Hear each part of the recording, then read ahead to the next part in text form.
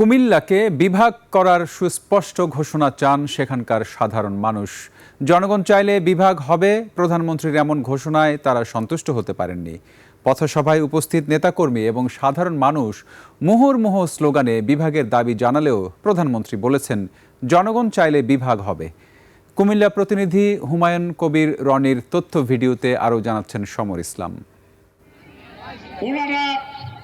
চাঁদপুর যাওয়ার পথে কুমিল্লার বড়ুরা উপজেলার লক্ষ্মীপুর বাজার মাঠে প্রধানমন্ত্রীর পথসভা। শনিবার দুপুরে প্রধানমন্ত্রী তারেক রহমান মঞ্চে উঠলে নেতাকর্মীরা মুহুর্মুহু স্লোগানে তাকে স্বাগত জানান।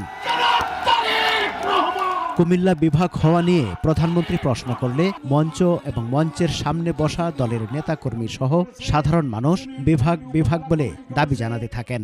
আসার সময় আমি দেখলাম সবাই স্লোগান দিচ্ছে, কি চাই?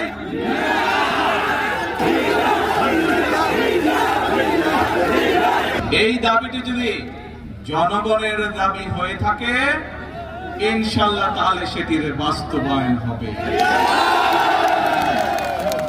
সে সময় মঞ্চে নেতারা উল্লাস প্রকাশ করলেও সুস্পষ্ট ঘোষণা না আসায় কুমিল্লার সাধারণ মানুষ হতাশা প্রকাশ করেন। স্বাধীনতার পর থেকেই কিন্তু এই বিভাগের দাবিটি উঠে আসছে।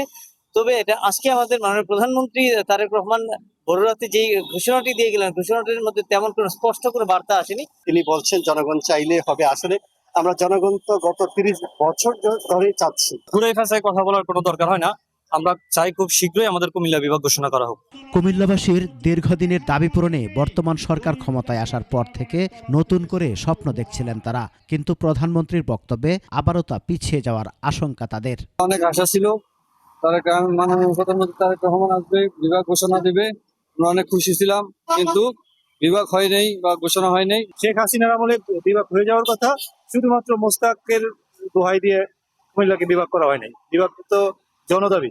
উপজেলা বিএনপি ও তার অঙ্গ সংগঠনের আয়োজনে পথসভায় সভাপতিত্ব করেন গৃহায়ন ও গণপূর্ত মন্ত্রী জাকারিয়া তাহের এমপি। সমর ইসলাম, 21 টেলিভিশন।